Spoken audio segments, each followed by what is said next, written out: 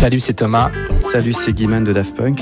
Je m'appelle Thomas, 1m85, un petit peu mince, à la limite du maigre, les cheveux frisés, les yeux marrons, voilà, le visage assez long et c'est tout. Jérémy, 1m88, brun, mystérieux, très beau.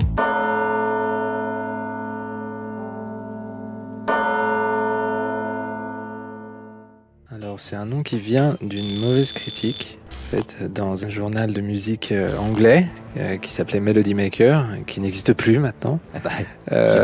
Et finalement, on avait fait un groupe avec Laurent Brankovitz de Phoenix qui s'appelait Darlene. Quand on avait 17 ans, 18 ans, on avait sorti un EP sur le label Diophonique du groupe Stereolab.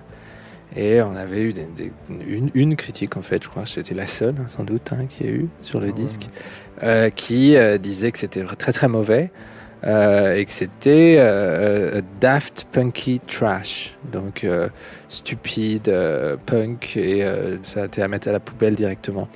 Quand on a commencé à faire ce projet de musique électronique, Guiman et moi, on n'avait pas vraiment de nom et on a eu l'impression que Daft Punk, ça sonnait bien, ça faisait un peu punk timbré ou punk stupide. C'était juste au niveau phonétique un truc qui claquait un peu sous la langue. Voilà. Vous en souriez aujourd'hui de cette jolie critique foireuse qui vous a donné votre nom? Bah oui, bien sûr, c'est pour ça qu'on aime beaucoup les mauvaises critiques en fait. Elles nous portent souvent chance. Ils sont source d'inspiration. Le contrôle, on le gagne pas en fait. Cette liberté, ce contrôle, on le garde en fait. Je crois que c'est la seule règle. Si on prend un cinéaste comme Tarantino, il n'a pas commencé plus tard à pouvoir faire des films personnels. C'est justement une intégrité, une radicalité qu'on décide de ne pas céder dès le départ, qui permet éventuellement de la garder.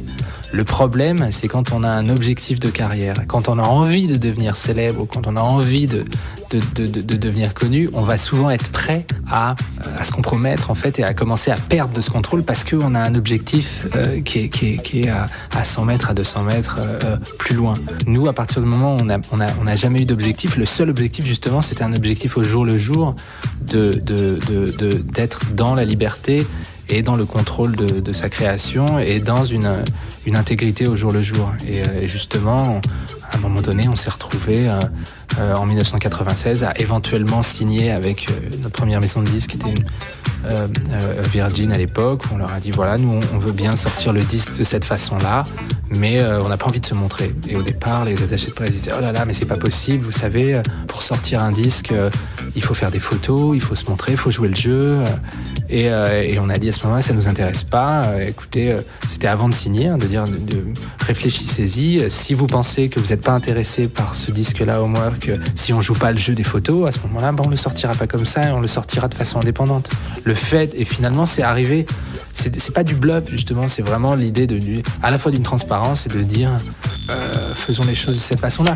Le son de nos disques, de nos albums est la résultante directe de mon inexpérience en termes de règles d'ingénieur du son et donc d'une traduction ou d'une spontanéité et avec toutes les erreurs que ça peut entraîner pendant. D'accord. Donc d'une certaine façon, on est dans une totale impossibilité d'aborder le travail de l'ingénieur du son de façon conventionnelle ou de pouvoir faire ce que ferait un ingénieur du son conventionnel.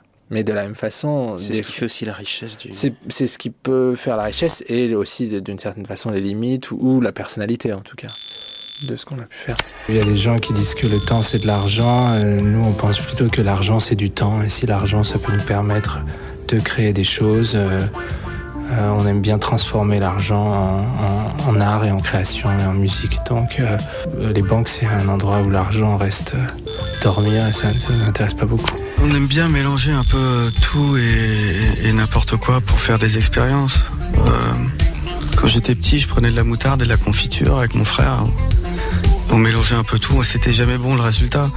Là, c'est mieux. Là, on a réussi, on a quand même pris des risques, comme la moutarde et la confiture, mais c'est comme un bon cuisinier arrive à mélanger du sucré et du salé ou faire des expériences. Nous, on a toujours été tentés bon, maintenant c'est différent parce qu'on a bossé avec vraiment d'une grosse équipe et on s'est ouvert à l'esprit d'équipe et à travailler avec des dizaines de personnes. Mais pendant 15 ans avec Thomas, on était tous les deux et puis on expérimentait. Donc on était dans une petite pièce, puis on essayait plein de choses. On branchait un sampleur avec un synthé. On essayait vraiment dans tous les sens de voir des réactions chimiques un peu, l'alchimie de la musique. Comment clasher AC/DC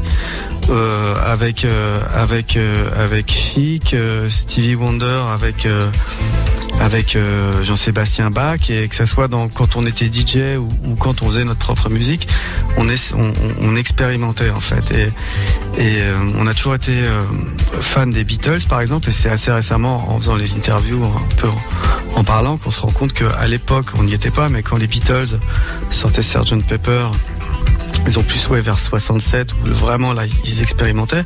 C'était déjà le groupe le plus gros du monde, mais qui prenait plus de risques en expérimentant. Dès 94 ou 95, on a fait des petits lives dans des raves, dans des clubs, dans des champs, dans des free parties à moitié. Et on a essayé d'évoluer comme ça avec le temps. Et bon, on avait 18-19 ans.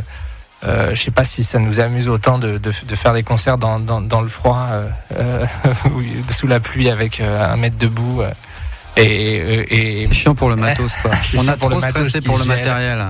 Mais voilà. Alors, et je précise qu'à l'époque il n'y avait pas le GPS. Hein. Il n'y avait même pas le, comme on dirait en Belgique, il n'y avait pas le GSM non plus en fait. Ouais. Donc il y avait pas de portable. On attendait sous la pluie les promoteurs à 4h du mat avec les sampleurs où il y avait de la buée sur l'écran. Et ça. Et puis on se baladait comme ça avec tous les flight cases à porter avec nos potes en seconde dans le train, en se galérant avec tous les claviers, les boîtes à rythme et tout ça. Bon, là maintenant on a 15 tonnes d'équipement, 25 personnes, ça voyage par avion ou par bateau. Donc c'est vrai qu'on a un luxe d'infrastructure qui est différente, mais on a la même impulsion, la même énergie comme ça d'essayer de se dire qu'est-ce qu'on peut faire maintenant qu'on pouvait pas faire dans ces free parties il y a 15 ans, et on a un peu ajusté les choses et combiné un peu tout ça, et en même temps on est peut-être un peu plus comme on est vraiment devenu ces robots au fur et à mesure, ça nous permet d'être un peu plus showman. On n'est pas vraiment dans le showmanship à la base, mais là on s'amuse à devenir ces androïdes, et ça nous libère peut-être un peu de notre timidité initiale. Le buzz, l'orchestration du buzz, toutes ces choses-là, c'est vraiment avant tout un processus de présentation et de séduction. Nous, on a toujours considéré que la présentation est ce qu'on peut des fois appeler de manière vulgaire le marketing. Ça fait dans le cas d'un projet artistique, c'est totalement lié à l'œuvre elle-même, et ça forme vraiment un tout. Un film, c'est important, l'affiche du film, ça fait partie, c'est important, la pochette du disque, c'est quelque chose, c'est un projet artistique global. Donc nous on a travaillé pendant 5 ans sur ce disque, et effectivement il y a eu une campagne comme ça de promotion qui a duré à peu près 2 mois et demi, de présentation, de séduction, des feuillages un peu progressifs, mais avant tout c'est du divertissement. Il s'agit de donner envie. Les gens peuvent ensuite découvrir la musique, juger la musique. Ils peuvent maintenant en plus souvent l'écouter avant de l'acheter, ce qui permet vraiment de se faire une opinion et puis de valider ou pas la proposition. Donc c'est vraiment une invitation, toute cette présentation. C'est comme si on disait que le maquillage c'était une stratégie de séduction. Voilà, ça fait vraiment partie de quelque chose qui peut donner envie en fait. On se demandait quelle serait la motivation pour faire ce deuxième disque, pas basé sur le dance floor, mais sur quel angle on pourrait commencer à le faire. Et on s'est trouvé vraiment intéressé par raconter une histoire. Et donc faire vraiment un disque qui pourrait être narratif, qui pourrait raconter une histoire, où les morceaux racontent une histoire dans l'ordre. Et on avait 2 morceaux alors qu'on avait enregistré avec Rob Anthony, Too Long, enregistré en premier, ensuite One More Time. Et en prenant ces 2 morceaux, on a ensuite travaillé avec Cédric Hervé, qui est notre copain justement qui faisait partie de Darlene à l'époque. Et on a commencé à écrire l'histoire, écrire la musique en même temps. Et au fur et à mesure que l'histoire avançait, on s'est rendu compte que c'était vraiment finalement Vous entendez le fils de Thomas, là, actuellement, qui gazouille dans le studio. Il s'amuse. On s'est rendu compte que finalement, c'était le dessin animé qui serait le meilleur médium pour raconter cette histoire. On est déjà très attristé d'apprendre que Monsieur Letellier nous a quittés. Ouais. Votre prof d'anglais, c'est bien ça. Ouais, parce que c'est un professeur qu'on avait ensemble et qui était, je veux pas dire très sévère. Bon, de toute façon, il est parti malheureusement, mais il était suffisamment sévère, pile à point pour qu'on fasse nos devoirs et qu'on ait pu avoir la chance de réussir à parler anglais assez tôt, assez bien pour pouvoir, quand on a commencé à 17-18 ans, aller à Londres, signer notre premier disque avec Stereolab et faire tout ce qu'on a fait. Je pense que si on n'avait pas su un mot d'anglais, si on n'avait pas été obligé à chaque cours d'avoir une interro à chaque fois qu'on arrivait, une interro où c'était soit 0, soit 20, si on n'avait pas eu ça, on n'aurait pas été au niveau. Donc ça, je pense qu'on lui doit quelque chose par rapport à l'anglais, ça c'est sûr. On essaye justement dans cette idée d'anonymat, c'est une manière de ne pas être rappelé en fait quotidiennement de son statut et de ce qu'on a fait.